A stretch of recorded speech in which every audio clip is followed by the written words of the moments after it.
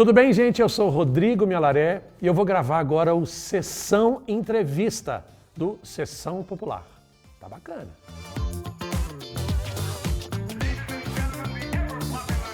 Mas é claro, né? Antes de você assistir essa sensacional entrevista, não custa nada. Só pegar o dedinho aí, dar uma curtida, né? Se inscreve no canal, porque tem muito conteúdo legal para você assistir. Então, dá seu like e se inscreva no canal, beleza?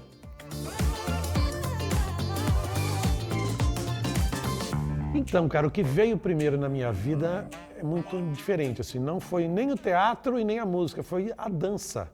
Olha só que maluco. Meus irmãos faziam parte de um grupo folclórico, chama Grupo Folclórico Aruanda, que existe hoje ainda lá em Belo Horizonte, em Minas Gerais, eu sou de lá. E eles faziam parte desse grupo folclórico e eu, perto de 10 anos de idade, eu quis ir com eles a um ensaio, que era na rua da minha casa, da casa da minha mãe, e eu pedi, deixa eu ir no ensaio para ver qual é. Eu lembro que o ensaio era sábado à tarde. Aí meus irmãos falaram, tudo bem, vão lá com a gente. Acabou que eu fiquei no Grupo Folclórico Aruanda até meus 16, 17 anos. Eles saíram antes de mim e eu fiquei ainda durante muito tempo. Viajei pelo Brasil, conhecendo algumas capitais, dançando. Olha só que maluco. Quem diria, hein, meus amigos? Então, cara, é muito maluco porque sim, eu queria ser médico. Por quê? Nesse mesmo Grupo Folclórico Aruanda que eu citei há pouco para vocês, a minha irmã namorava um dos componentes desse grupo, que era médico, o Jarbas, que era um dos diretores lá e era médico, e ele trabalhava também com laboratório de doença de Chagas, uma coisa assim. E eu me entusiasmei muito, que a gente ia às vezes no laboratório com ele, ver como é que era lá, as cepas, não sei o quê, os microscópios, e aquilo me encantou de uma forma que eu falei, cara, eu quero fazer medicina. E aí eu comecei a estudar, comecei a fazer cursinho, prestei vestibular para medicina, e aí eu tinha passado na primeira etapa para medicina. Quando eu fui fazer as aulas específicas para a segunda etapa, eu me lembro como se fosse hoje, eu estava de carro, indo para a aula sábado de manhã, assim, umas 7 da manhã, aula de questão aberta de biologia e química. Eu falei, cara, isso eu já tinha começado a fazer teatro amador. Eu falei, cara, não é isso que eu quero, não. Dei meia volta no carro, retornei e voltei para casa. Quando eu cheguei em casa, minha mãe, o que aconteceu? O que aconteceu? Cadê? O que aconteceu? Sua aula? Aconteceu alguma coisa? Eu falei, aconteceu, mãe. Não é isso que eu quero fazer. Aí, obviamente, a casa caiu, foi aquele mas depois as coisas se consertaram e hoje eles são grandes fãs, graças a Deus. Então, quando eu tive essa decisão de não prestar, né, não seguir a medicina, foi complexo, né? Foi complexo, porque meu irmão era engenheiro, a minha irmã dentista e esse ser artista, né? Então dá uma certa fechada no clima, assim, sabe? Lá em casa foi meio estranho, minha mãe incentivando para eu voltar a estudar. Mas não adianta, cara. A gente quando é mordido, abraçado, a gente quando é envenenado, sabe, pela arte, não adianta. Você pode até tentar sair, mas ela não sai de você. Você pode sair. Como eu tenho vários amigos meus que começaram comigo a fazer teatro e depois foram fazer advocacia, enfim, outros seguiram outras carreiras. Mas até hoje, quando eles vão me assistir no teatro, eu percebo que eles estão com aquela carinha de, poxa vida, o Rodrigo conseguiu, olha que legal. Ele está fazendo o que eu sempre quis fazer, mas não consegui. Então, assim, foi complicado. Inicialmente foi complicado. Eu tive que mudar muita coisa, porque é difícil, né? Viver de arte, principalmente aqui no nosso país, é bem complicado. Então, eu tive que... Nossa, eu trabalhei em banco, eu trabalhei em videolocadora, eu tive banca de revista, eu tive fliperama num shopping... Tudo para poder dar um jeito de entrar um pouco de dinheiro até eu conseguir viver de arte. E demorou, viu, amigos? Não é assim, não. Demora.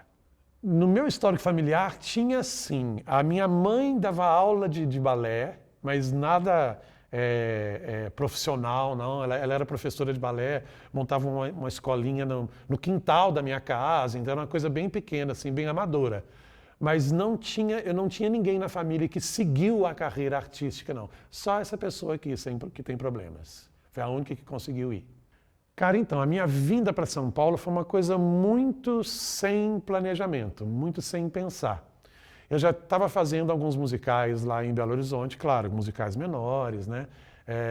Porque saindo do eixo Rio-São Paulo, nas outras capitais do país, existe, claro, né? Existe um movimento cultural, mas é diferente, né?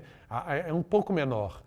E eu já tinha feito alguns musicais lá em Belo Horizonte, quando um amigo meu que tinha feito um musical comigo lá em BH, ele já morava aqui em São Paulo, me ligou, que é o Léo Diniz, ele é um ator, e me falou, Rodrigo, vai ter um teste aqui para o musical, para o próximo musical da Disney que vai ter aqui em São Paulo, isso em 2002, 2001, 2002. A Bela e a Fera, você não quer vir fazer o teste? Eu falei, Léo, não.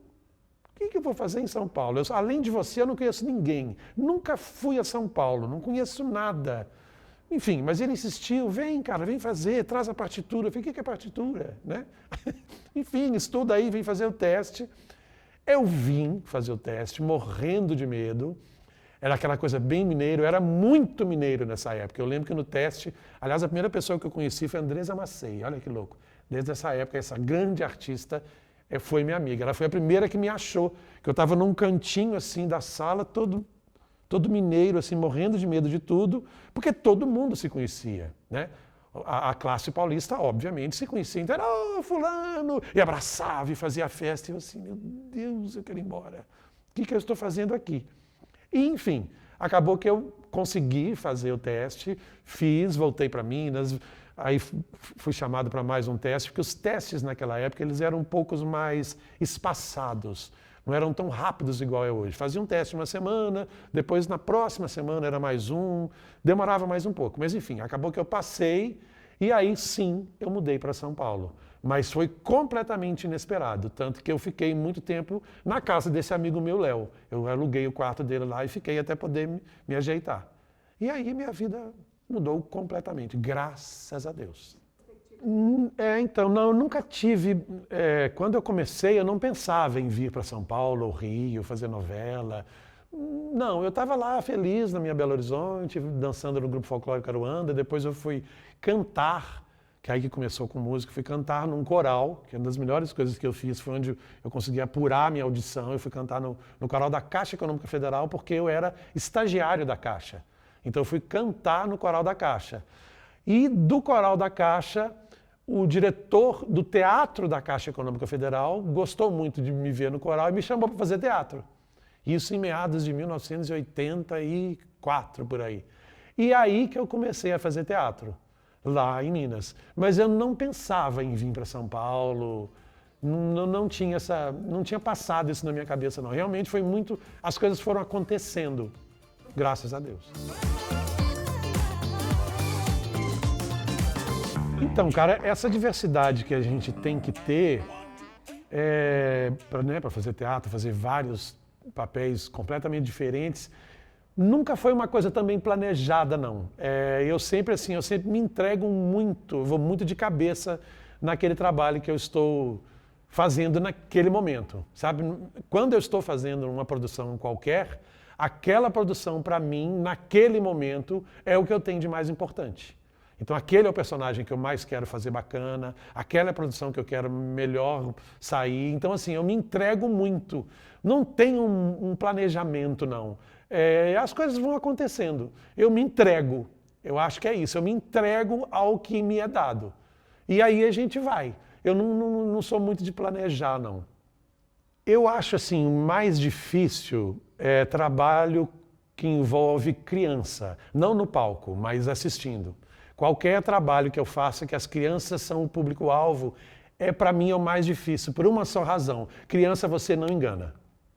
O adulto você engana. O adulto ele acha a luz legal, a peça não está muito boa, mas o figurino eu achei interessante, mas a música é muito legal, o cara que me deu o convite é muito meu amigo, então eu gostei da peça. Mas criança não tem jeito. Porque assim, cara, criança é um público que você não consegue enganar. O adulto, ele vai ao teatro para te ver porque é seu amigo, ou porque gostou da peça, ou porque vai ver a peça de um global, e aí vai levar a esposa porque a esposa gosta daquele global, e aí ele vai. A criança não. ela só presta atenção quando a atenção dela é retida. Quando você faz uma coisa que realmente ela gosta. Caso contrário, você pode desistir, porque ela não presta atenção. Então, para mim, o trabalho, quando a criança é a plateia, exige muito, porque você tem que ser muito verdadeiro, você tem que fazer com muita verdade. Senão, você pode cair numa armadilha. Olha, o personagem mais desafiador que eu já fiz, por uma razão que vocês vão achar engraçado, mas para mim não foi nada engraçado, eu falo muito pouco inglês, do verbo quase nenhum. E eu tive que fazer pela primeira vez um musical, que era o We Will Rock You, que eu tinha que cantar uma música em inglês. Rapaz, isso para mim foi muito complicado, porque assim, eu tive que transmitir a verdade numa língua que eu não domino. Isso para mim foi muito desafiador, principalmente porque havia algumas pessoas que ficavam assim, sabe, mas esse sotaque aí está um pouco, hein? Não está muito legal. Então, para mim, foi muito desafiador. Mas, ao mesmo tempo, foi fantástico, porque essas coisas, quando elas te desafiam, é aí que você vai, sabe? É aí que você cresce, é aí que você luta. Eu falei, ok, então eu não sei inglês, eu preciso cantar inglês, então eu vou correr atrás. Aí contratei um amigo meu, chamei um amigo meu que é professor de inglês, falei, Adalton, pelo amor de Deus, a música é assim, assim, assado, eu quero saber, me ensina sotaque, o que eu estou falando de errado, me conta, vamos conversar sobre a história, do que a letra dessa música está falando. E aí sim, aí ficou muito bacana. Mas inicialmente para mim foi muito complicado por eu não dominar o idioma em inglês. Olha, eu acho que o que mais me deixa com saudade, porque foi o primeiro musical que eu fiz aqui em São Paulo, do início ao fim, assim. Eu peguei na época, nos ensaios, com os gringos, e a gente ensaiou com eles, com os americanos, que foi A Bela e a Fera, a primeira versão de 2001, 2002, mentira, de 2002, 2003. Eu acho que essa Bela e a Fera é que mais me deu saudade, porque para mim era tudo absolutamente novo. O esquema, como eles ensaiam, que é genial, como eles trabalham, que você tem interpretação, canta e dança simultaneamente, né? Eles dividem o elenco, uma parte vai fazer dança, outra parte vai fazer canto, outra parte vai fazer interpretação, aí à tarde inverte, muda, e na hora que você vê, em 2 semanas, você já fez meio ato. Sabe? Na hora que você vê, em menos de um mês, já passou a peça inteira. Eles são muito rápidos. E isso me deixou muito fascinado, porque, como eu disse, foi o primeiro espetáculo que eu peguei dos ensaios até o fim. Então eu tenho muita saudade da Bela e a Fera, porque eu aprendi muito, muito, muito, muito. O Fantasma da Ópera, para mim, é uma peça muito especial, porque eu tive a oportunidade de fazer as 2 versões que tiveram aqui no Brasil, de 2005 a 2007 e 2018 a 2019.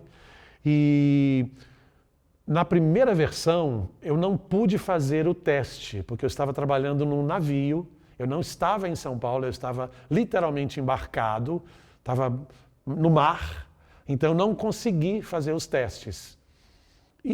Mas é isso, né? Faz parte da carreira da gente, é isso mesmo, não dá pra gente abraçar tudo. Quando acabou minha temporada no navio, que foi logo no início dos ensaios dessa primeira versão do Fantasma, eu estava em Minas, passando uns dias lá na casa da minha mãe, quando recebo um telefonema da produção daqui de São Paulo, do Fantasma, que é a Tânia Nardini, que é uma diretora que eu venero, uma pessoa que eu venero completamente, porque é uma grande diretora, uma grande profissional. A gente tinha se dado muito bem na nossa relação na Bela e a Fera, que foi o espetáculo anterior. E ela precisava de uma pessoa para auxiliá-la na direção do Fantasma, porque ela tinha muitos outros compromissos além do Fantasma e ela sabia que ela não poderia ficar presente todos os dias. E como a gente tinha se dado muito bem, a gente teve uma relação muito salutar, para usar uma palavra dos meus avós, esse telefonema era da produção, falando que a Tânia Nardini tinha me indicado para ser assistente dela e se eu topava. Obviamente que eu topei, então eu voltei para São Paulo, cheguei no início dos ensaios e fui até o final. Nessa primeira versão nós ficamos 2 anos em cartaz, foram mais de 570 apresentações. E foi um espetáculo que eu aprendi muito, porque eu tive a honra de trabalhar literalmente do lado da Tânia Nardini, que é uma diretora fantástica, genial. Atualmente ela é só a diretora que monta o Chicago em todos os lugares do mundo. Qualquer lugar que tem Chicago, ela é uma das diretoras responsável pela montagem. Então ela é maravilhosa. E eu aprendi muito do lado dela. E na outra produção, aí sim, eu fiz o teste, eu entrei como elenco, eu entrei no ensemble, no coro, e com o andar da carruagem, as coisas foram acontecendo sem muito planejar. Eu virei assistente de direção de novo, porque eles precisavam de uma pessoa e eles sabiam que eu já tinha sido assistente da primeira produção, então me chamaram para ser diretor, assistente de direção. E depois a diretora também teve que se afastar. Aí pela segunda vez eu assumi a direção residente do Fantasma, que é uma loucura, porque assim, é muita responsabilidade. É um trabalho muito bacana, mas muito pesado, muito pesado. Função do diretor residente, cara, principalmente nesses musicais maiores, né, que vêm lá de fora, é muito simples e muito complexa. A gente tem que manter o espetáculo exatamente como ele foi criado, exatamente como ele foi passado para nós, né? Então, assim, porque são franquias, é igual uma casa do pão de queijo. Se você, por exemplo, vai abrir uma casa de pão de queijo numa cidade X, você vai procurar, né, a Casa do Pão de Queijo e fala, eu tenho interesse em fazer esse espetáculo, né, a Casa do Pão de Queijo. Eles vão examinar as instalações e vão te explicar todo o funcionamento da Casa do Pão de Queijo. Desde a abertura, como é que você tem que tratar os funcionários, como é que você tem que treinar os funcionários, qual a receita do pão de queijo, enfim. No teatro musical, quando essas grandes produções vêm para o Brasil ou para outros lugares do mundo, é exatamente a mesma coisa. Eles já têm a produção, já está pronta, né? É uma produção que geralmente demora-se anos até que ela fique pronta, e a partir daquele momento que ela está pronta, ela está pronta. Então, quando ela chega num novo país, eles contratam então o diretor residente, porque os americanos, ou enfim, eles vão no país, eles montam com você o espetáculo, ensinam você a fazer tudo no espetáculo, dança, canto, interpretação, a luz, como é o cenário, como é que é, tudo, absolutamente tudo, e vão embora. E a função do diretor residente é exatamente deixar o espetáculo exatamente como ele foi criado pelos criativos, como a gente fala. Você não pode mudar, né? Depende muito do espetáculo, mas conforme o espetáculo, você não pode mudar uma palavra do texto, você não pode mudar uma marca, porque foi criado assim. Principalmente porque mudar marca em teatro musical é uma coisa muito complicada. Você pode ter seu dedo decepado por um trono que entra eletronicamente. Porque você estava no número 2 e você foi para o 3, e é no 2. Por quê? Porque no 3 vai descer, sei lá, alguma coisa. Então, assim, são muitos detalhes. Então, a nossa função é manter o espetáculo exatamente como ele foi criado. E não é nada fácil, porque nós, brasileiros, somos muito criativos, né? Então, nós, atores, me incluindo, porque eu sou ator, graças a Deus, a gente sempre quer dar a nossa versão.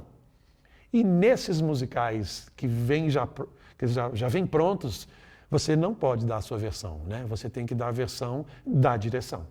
Então, cara, essa Covid, quando ela chegou, foi uma puxada de tapete numa violência que a gente sofreu, que eu, nesse tempo todo que eu tenho de carreira, e eu acho que já tem um tempo, eu nunca imaginei, nunca me vi numa situação assim.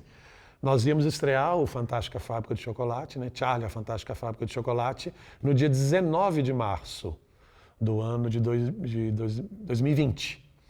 No dia 17 de março, nós tivemos uma reunião paralisando absolutamente tudo. Tudo, com tudo, o cenário já pronto, tudo pronto. A gente já estava ensaiando microfonado, com orquestra, com figurino, ensaios gerais, normais. E foi simplesmente paralisado, obviamente, né? Não tinha tinha que ser paralisado, né? Porque estamos numa pandemia, não tem como.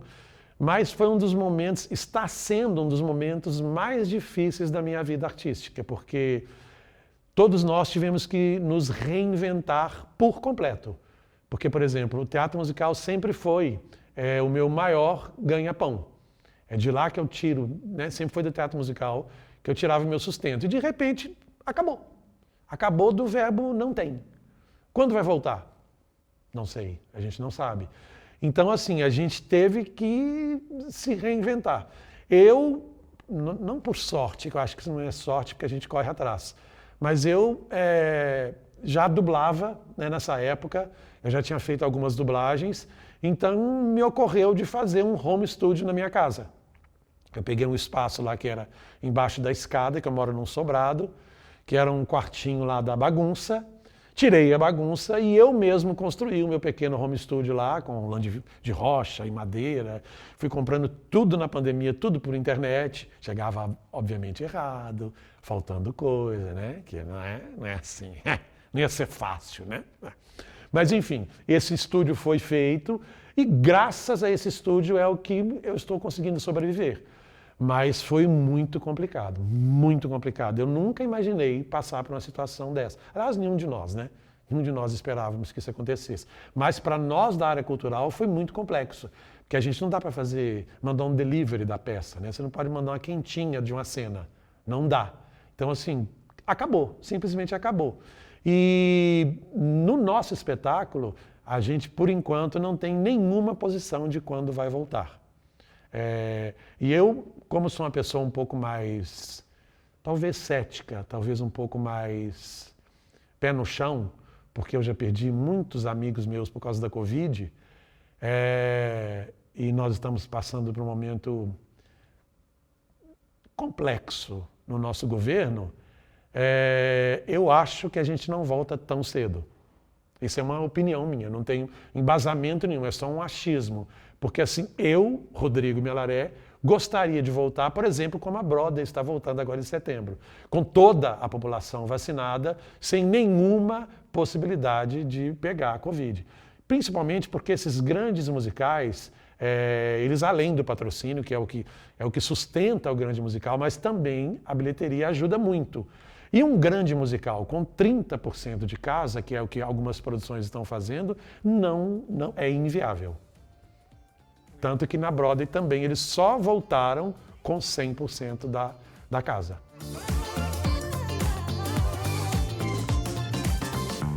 Uma curiosidade para vocês, porque eu falei há pouco, né, que meu primeiro espetáculo aqui em São Paulo, o grande espetáculo, foi A Bela e a Fera. Mentira! Do verbo não. Menti para vocês, tá vendo? Que bacana? Claro. Eu tive uma grata surpresa quando eu estava fazendo os testes para A Bela e a Fera. Que essa grata surpresa, essa sim mudou por completo a minha vida. Eu estava fazendo os testes da Bela e a Fera, né? Como eu já disse. A gente fazia o teste num dia, eles mandavam a gente embora, eu pegava o ônibus, voltava para Minas, porque eu morava lá, ficava lá e quando era para voltar, eu pegava o ônibus, vinha para São Paulo para fazer o teste. E nessa a gente foi umas 5, 6, 7 vezes, se não me falha a memória. Numa dessas vezes, era numa quarta-feira, o espetáculo Les Misérables estava em cartaz aqui em São Paulo, na época, no Teatro Abril. A produtora da CIE Brasil, que era na época a produtora do Lemis, que é Eloísa Canton, que eu não esqueço o nome dela, que ela mudou literalmente minha vida, ela chegou para mim e falou assim: Rodrigo, você já assistiu Os Miseráveis? Falei, não, eu não moro aqui em São Paulo, eu não tive essa oportunidade. Você não quer assistir? Falei, lógico. Eu fiquei super feliz e ao mesmo tempo em pânico, porque eu ia trabalhar no outro dia de manhã em Belo Horizonte. Mas não falei, claro que não. Ela falou, que bacana, então fica aí e assiste ao espetáculo, tá bom? Falei, ok. Em pânico, porque eu não sabia o que ia acontecer da minha vida. Eu já estava em São Paulo sem estar programado. Aí assisti Os Miseráveis. Eu acho que foi uma das vezes que eu mais chorei na minha vida. Ó. Tá vendo, gente? Não é fácil não. A gente que trabalha com emoção, elas ficam a flor da pele. Por quê? Porque o espetáculo é lindo, do verbo muito lindo. Muito lindo. E eu até então nunca tinha assistido nada desse tamanho lá fora. Eu nunca tinha ido até essa época. E eu fiquei chapado com o espetáculo, eu fiquei embasbacado, eu fiquei surpreso, feliz. Foi um tapa na minha cara que eu não esperava. Quando acabou o espetáculo, eu tinha um olho desse tamanho, inchado, de tanto chorar. Porque o espetáculo era lindo. com o Tamura fazendo um papel. Incrível, foi quando eu conheci o Max Tamura e, enfim, fazendo um papel incrível. Quando acabou o espetáculo, a Heloísa chegou para mim, mandou ir lá para o escritório e falei, e aí, Rodrigo, você gostou do espetáculo? Eu só fiz assim para ela. Meu olho estava exatamente igual está agora. Inchado, assim, ó, lágrimas. Aí ela falou, que bom que você gostou, porque a gente também gostou muito dos seus testes e um ator saiu. E eu quero saber se você quer entrar no espetáculo. Aí eu assim, como é? Né? Não sabia o que falar. Ela falou, você topa? Eu nem pensei duas vezes. Eu trabalhava em 2 empregos em Belo Horizonte nessa época. Eu falei, claro. Ela falou, isso era numa quarta-feira em turma. Ela falou, beleza, segunda-feira, 2 horas da tarde, começa seu ensaio. Eu falei, ok. Em pânico. Fui para Minas Gerais, aí tive que pegar um avião, porque eu tinha que estar no emprego na quinta de manhã, aí peguei avião, né? Então. E aí fui nos 2 empregos, pedi demissão dos 2. Um foi muito legal comigo e achou super interessante, o outro nem me recebeu. Mas enfim, pedi demissão e na segunda-feira eu já estava ensaiando Os Miseráveis. E eu entrei no Lemis e fiz os 3 últimos meses, se não me falha a memória, antes de entrar na Bela Fera. E no decorrer dos testes eu acabei também passando na Bela Fera e aí eu já emendei um espetáculo no outro. Mas foi uma mudança radical na minha vida. Eu mudei realmente para São Paulo e não voltei mais a Minas, como moradia, né? Bom, então, como eu estava dizendo, passo eu na Bela Fera e começa a minha história com essa tal de Disney. Que Amigos do Conselho é um mundo à parte, um mundo muito mágico, muito lindo. Quando eu comecei a fazer esse espetáculo, comecei a entender como funciona as coisas na Disney, os diretores falando pra gente por que é assim, por que não pode falar tal palavra, por que não pode fazer assim, enfim. A Disney é uma escola pra gente muito diferente. E eu tive a satisfação de fazer a primeira Bela Fera aqui no Brasil. Como eu falei, é um espetáculo que eu peguei do ensaio até o último dia. E, além de tudo, eu fazia parte do coro, né, do ensemble. Orgulhosamente, graças a Deus, né? E nessa história da primeira Bela Fera, eu era substituto, né, eu era cover, como a gente fala, de 3 outros papéis. Que era o Maurice, que era o pai da Bela, que quem fazia na época era o Cláudio Cury. Substituto também do Lumière, que é o Castiçal, né? Que quem fazia Marcos Tamura, que me fez chorar há pouco, que infelizmente não está mais conosco. E também cover do Dindon, que era o relógio, né, da Bela Fera.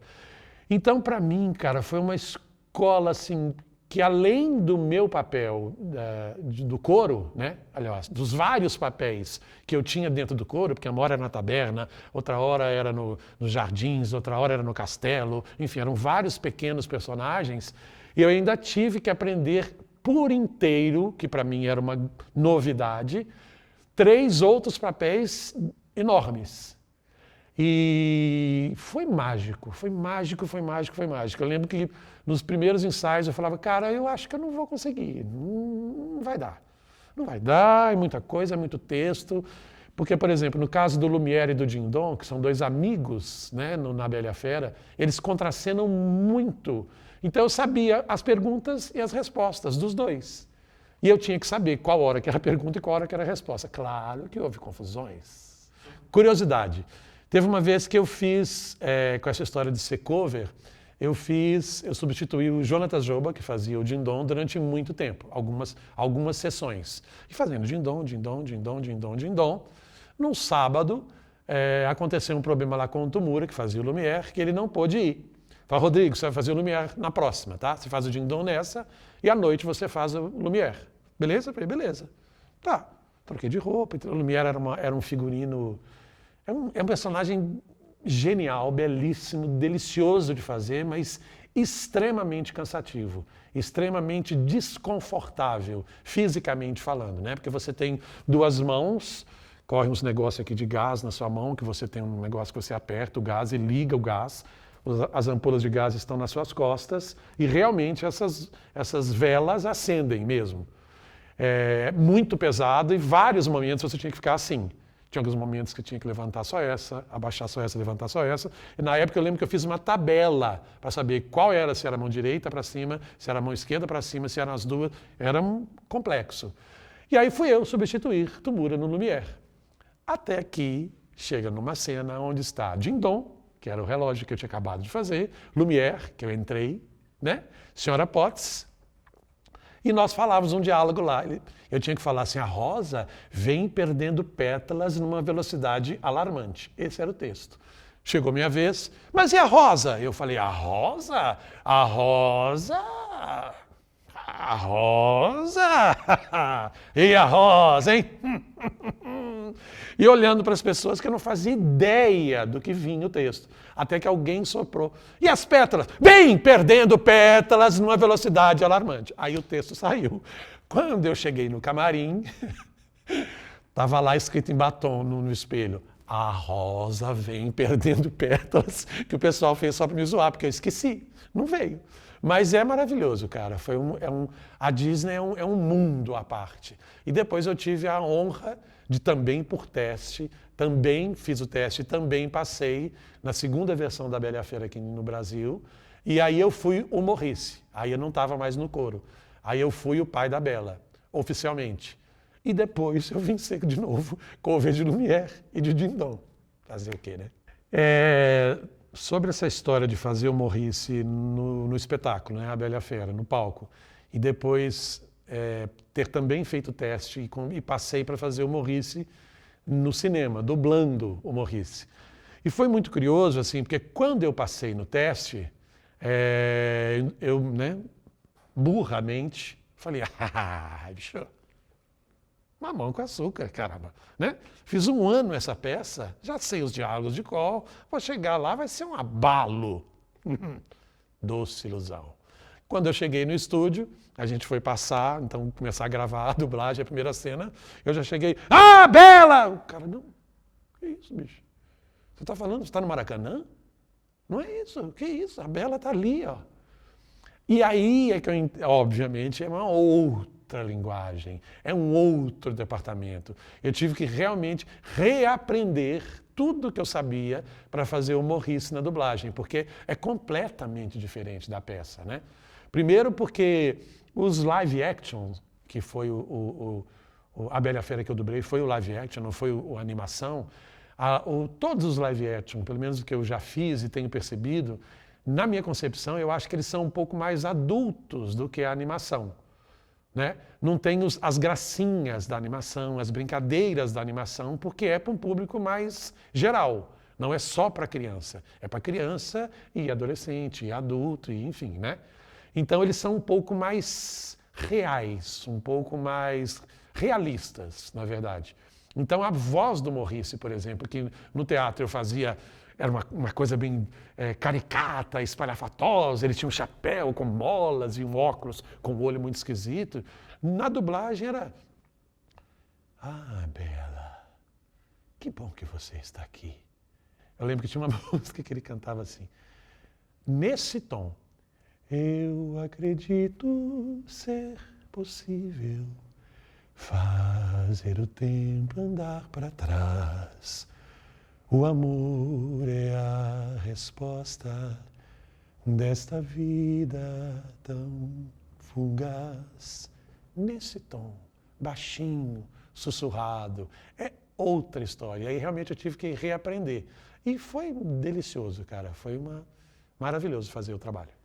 Cara, mais desafiador entre a peça e a dublagem, para mim, atualmente, ainda é a dublagem. Porque como teatro eu já faço há bastante tempo, né? A pessoa é um pouco idosa, então ela já faz isso há muito tempo, eu já tenho um pouco mais de familiaridade com o teatro, né? Já está um pouco mais tranquilo para mim. Fácil nunca é, tranquilo nunca é. Sempre tem aquelas noites que você não vai dormir, se você vai achar que o personagem é isso mesmo, se o caminho que você está fazendo que é aquele. Tem momentos que eu acordo no meio da noite, nossa, não é nada disso, velho, não é nada disso. Coisas, né? Artistas não são pessoas esquisitas, gente. Somos esquisitos. Na dublagem, apesar de eu fazer também já há algum tempo, mas eu ainda estou aprendendo. Então, para mim, ainda é muito difícil. Eu tenho que prestar muita atenção para fazer um trabalho à altura. Ainda é uma coisa que eu tenho que estar muito atento. Então, cara, trabalhar com a Disney, tanto no teatro quanto na dublagem, é uma responsabilidade, porque assim, são peças ou né, espetáculos ou filmes ou desenhos que são conhecidos no mundo todo, né? Eu lembro quando eu passei também no teste, só para deixar claro, tá, gente, que é teste. Tudo é teste. A gente não é convidado para as coisas, não. Só quando a pessoa já tem um certo nome, ela é um artista de um certo renome, aí sim, talvez ela seja convidada. Mas nós que não estamos lá, a gente faz teste para tudo, né? Teste é uma coisa que você tem que se acostumar, que você vai fazer para o resto da sua vida. E aí, quando eu passei, por exemplo, no teste para fazer o Rei Leão, né, eu passei para fazer o Scar, que é um personagem icônico do Rei Leão, que é o vilão do Rei Leão. Eu passei para fazer o Scar no live action, que, por conceito, como eu já falei, é completamente diferente do Scar da animação. Completamente diferente. O desenho é completamente diferente. Tem falas que não existem, tem falas que foram acrescentadas, enfim, é completamente diferente. Quando eu fui fazer o Scar, o diretor de dublagem ele foi genial, porque ele chegou para mim e falou: Rodrigo, eu vou te ser muito sincero. Primeiro, você vai escutar, poxa vida, por que não chamaram o dublador que fez a animação? Por que não chamaram ele para fazer? Né? Ele fazia tão bem por uma razão, ele não está mais entre nós, ele faleceu, então não tinha como o Jorge fazer. E ele falou assim para mim, o diretor, falou: olha, Rodrigo, independente do melhor que você possa vir a fazer o Scar, muita gente vai falar muito melhor o outro Scar. Eu gosto muito mais do Scar do desenho, porque ele é mais engraçado, ele tem um sarcasmo, ele tem uma coisa mais divertida, mais infantil, entre aspas, que no original do live action já é diferente, né? E a gente, quando vai fazer essas produções, a gente não pode criar. Você não cria assim, eu vou fazer o Scar assim. Tudo bem, diretor? E, beleza, pode fazer. Não, não é assim. A gente tem que não imitar, porque nós não somos imitadores, né? Nós somos atores que dublamos. Imitador é uma outra parte de ator, que aí sim, o imitador ele tem que fazer o mais parecido possível com o original, porque aí sim ele vai ser um grande imitador. Nós não, mas a gente tem que se aproximar do que foi feito, né? O ator que fez o Scar, no live action, eu tive que ficar escutando várias vezes a voz, o timbre da voz dele, não para imitar, mas para me aproximar ao máximo o tipo de interpretação que ele fez, que foi uma interpretação dirigida, que esse é, como eu falei, é uma franquia, né? Não deixa de ser franquia. A gente tem que fazer o que já existe, a gente não inventa do nada. Então, assim, é muita responsabilidade. E realmente, o diretor, que foi o Fábio, ele tinha toda a razão. Muita gente desceu a lenha no Scar que eu fiz, porque era diferente, porque, enfim. E seria mesmo diferente, porque é diferente. Mas também muita gente gostou, graças a Deus. Então, cara, é um peso muito maluco, assim. Eu lembro quando eu fui fazer o teste, por exemplo, do Scar, né, do Rei Leão, a gente, quando vai fazer teste, a gente não sabe sobre o que você vai fazer o teste. Eles só falam para você: Rodrigo, tem um teste aqui que a gente acha que é a sua voz, né? Que, no caso de dublagem, né? Que é para a sua voz, acho que vai ficar legal para você. Amanhã às 2h da tarde, você pode vir fazer o teste? Posso. Beleza, então amanhã às 2h da tarde. Fui lá às 2h, cheguei. Quando eu olhei o texto, eu falei: poxa vida! O Rei Leão foi exatamente o Scar. Então, assim, é muito complicado, cara. É de uma responsabilidade muito grande, é um peso muito grande, porque é um vilão que já é muito conhecido, que as pessoas vão ter uma expectativa já de antemão do seu trabalho, né? Eles já vão projetar um trabalho que eles querem, né? Principalmente os fãs, eles querem que seja daquela forma, né? E muitas vezes não vai ser daquela forma que o fã quer, né? E sim, obviamente, vai ser da forma que a direção quer, né? Porque os diretores é que mandam na obra para nós, não é o fã. Né? Então, assim, é muito complicado. Então, você tem que administrar muito bem para não ser deselegante com os fãs que vão descer a lenha porque você não fez o personagem do desenho, mas ao mesmo tempo deixando bem claro que não é o personagem do desenho. Mas é muito bom, muito bom. Então, eu tenho uma voz que ela tem uma rouquidão já minha, natural, congênita, na verdade, porque eu tenho uma leve fenda nas pregas vocais. Eu tenho uma leve fenda nas pregas vocais, isso é congênito. Eu nasci assim. Então, a minha voz é um pouco soprosa. Ela tem um certo arzinho conforme a região que eu estou falando. Então, geralmente eu sou chamado para fazer vozes de pessoas mais velhas do que eu. Então, eu faço muito pai, muito avô, Papai Noel, sabe, essas vozes um pouco mais pesadas, porque isso para mim é tranquilo, porque eu já tenho essa soprosidade na voz. Rapaz, a sensação de você escutar sua voz no cinema, na TV, mas vamos ser honestos, né? Principalmente no cinema, eu confesso que a primeira vez que isso aconteceu, que eu acho que foi na Bela e a Fera, quando eu e a Grazi, minha grande amiga, ela estava do meu lado, quando começou o filme, cara, naquele surround, stereo, Dolby, Rex, Surround, Rise, você escuta a sua voz, não sei falar, é estranho, né? Porque a voz que a gente escuta quando você fala não é a voz que é captada pelos microfones, né? Por uma questão de ressonância, enfim, o ouvido está aqui atrás, a boca está na frente, enfim, questões físicas. Então, a voz que a gente escuta, ela já é diferente. Por isso que quando a gente grava, geralmente você em casa vai fazer uma gravação da sua voz, quando você escuta a sua voz, nossa, que horrível! Essa não é a minha voz, não, essa é a sua voz. É porque você escuta de uma forma diferente, porque são outros ressonadores, enfim, é uma outra história. Então, assim, quando eu assisti, cara, quando eu escutei a minha voz na telona, é sensacional. Apesar de eu achar esquisita a voz, mas é sensacional. Bem premeditado e bem calculado, o rei rejeitado será coroado. Por isso eu luto, por isso eu disputo, o trono terá que ser meu. Que os amigos não me desamparem, se preparem, se preparem, se preparem.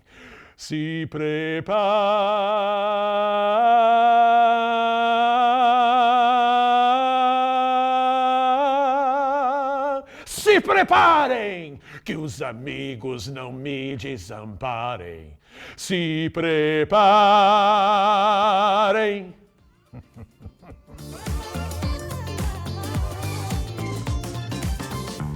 Cara, então, nessa pandemia, uma das coisas que me deu um certo respiro, que eu consegui ver pessoas, o que para mim é fantástico, ver os amigos, ver os colegas artistas, foi fazer parte do júri do Canta Comigo, que é um programa da Record. E é simplesmente fantástico, porque além de ser um grande respiro artístico para nós, porque todos nós, né, do júri, cada um nos shows, enfim, cada um na sua especialidade, nós ficamos completamente órfãos da arte, né? Nós ficamos todos nós completamente sem trabalho. E aí, de repente, a gente poder, de alguma forma, respirar a arte, cara, é muito maluco, mas está sendo muito bom.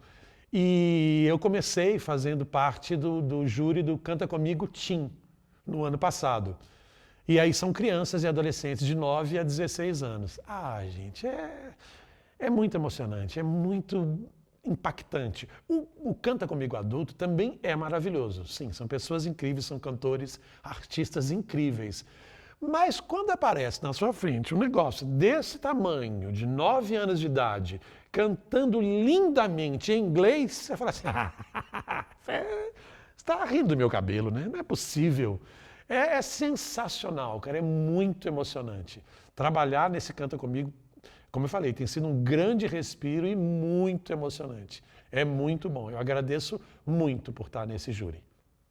Cara, então eu gosto muito de audiovisual, mas nunca foi assim um desejo meu fazer parte, por exemplo, de um elenco de novela. Porque eu não sei se é porque eu fiz muito teatro e são linguagens completamente diferentes, né? O cinema é uma coisa, teatro é uma coisa, TV é uma coisa, enfim. São linguagens realmente muito diferentes. Então, eu nunca tive essa linguagem da televisão como ator de TV. Então, nunca.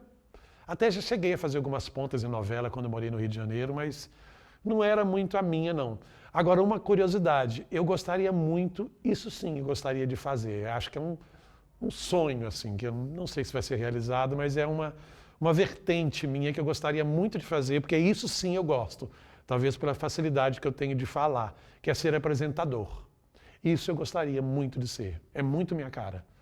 Porque assim, quando tem que ler, quando tem que escrever, para mim é complexo. Agora, você me colocou assim numa câmera, Rodrigo, você tem que falar, e beleza, quando é que eu começo? Então, eu acho que assim, nós artistas, você precisa ser muito plural, porque o mercado é assim, né? Isso é um pensamento. Eu acho que não dá para você assim, não, eu sou ator de teatro, eu só faço teatro. Não, eu só faço documentários. Não, eu só faço teatro de bonecos. Porque, por exemplo, se eu fosse uma pessoa muito segmentada, que só fizesse uma coisa, essa história da pandemia, eu não estaria nem aqui conversando isso com vocês. Porque exatamente por eu sempre buscar outras coisas, eu fiz dublagem, eu fiz teatro, eu fiz TV, eu fiz algumas pequenas minisséries que passaram em canais mais fechados. Eu acho que o artista ele tem que ter essa visão, porque você não sabe o que vai acontecer, né? Não dá para você ficar achando que você sempre vai passar, por exemplo, num grande musical. E você sempre estará em cartaz, ganhando muito bem num grande musical. Não é assim, isso é uma grande ilusão. As coisas não são assim, né? Quantas vezes, por exemplo, eu já fiz um musical com um personagem principal, um personagem bacana, e no outro musical que veio a seguir eu passei no coro. E boa! Bora lá, é isso mesmo, feliz da vida, porque eu estou trabalhando com o que eu amo, né? Eu estou sendo artista. Então eu acho assim, você tem que ser muito plural, penso eu, para não passar aperto. Então, amigos do conselho, cara, para você ser um grande artista, na real, para você ser um grande profissional em qualquer área, o estudo é fundamental. Óbvio, você tem que estudar. Se você quer ser um grande câmera, você tem que estudar muito sobre câmera, sobre ângulos de câmera, sobre iluminação, para você fazer um trabalho legal. Para você ser um ator, você também tem que estudar sempre. Sempre. Para você ser um grande dentista, um grande cirurgião, enfim, você sempre tem que estudar, sempre. Porque as técnicas vão mudando, os equipamentos vão sendo renovados e você tem que acompanhar se você quer ser um grande profissional. Então, assim, eu acho o estudo fundamental. E eu tive a oportunidade de já dar aula de interpretação em algumas escolas aqui em São Paulo. E é simplesmente mágico, cara, você ensinar, porque eu acho que é um dos momentos que você mais aprende. Porque para você ensinar, você tem que saber muito bem. E mesmo que você, naquele momento, aquele determinado assunto que o aluno colocou em sala de aula, que você está em dúvida, no meu método de trabalho, eu chegava para o aluno e falava, olha, não sei, vou pesquisar e a gente conversa na outra aula. Eu chegava em casa e pesquisava e corria atrás, aí na outra aula, olha, aquilo que você me perguntou é isso, isso, isso e isso, por isso, por isso, por isso. Então, assim, é uma maneira que você acaba aprendendo muito, porque você precisa estudar muito para dar uma boa aula. E é muito gostoso, cara, você ver os alunos se desenvolvendo, sabe? Você vendo no início do semestre até o final do ano o quanto que alguns alunos sobressaíram, o quanto que eles aprenderam, o quanto que eles melhoraram. Geralmente nos primeiros dias de aula, a pessoa às vezes muito tímida, muito, né, não quer fazer, está lá assim porque quer estar na Globo daqui a 2 semanas. E não é assim, né? É um processo como qualquer profissão, é um processo lento, né? Mas é muito mágico, dar aula é muito mágico. Então, gente, eu quero agradecer muito ao convite do pessoal aqui do Sessão Popular por essa deliciosa entrevista. Vocês me fizeram rir, me fizeram chorar, me emocionei. É muito gostoso para a gente relembrar e perceber que cara, vale a pena, sabe? Você não começou agora e que esses anos todos de luta valem a pena. Então, se você gostou, volta, assiste outra vez, dá um like, se inscreve e pode assistir também a outras entrevistas de grandes artistas que eles já entrevistaram. Tem muita gente boa, hein?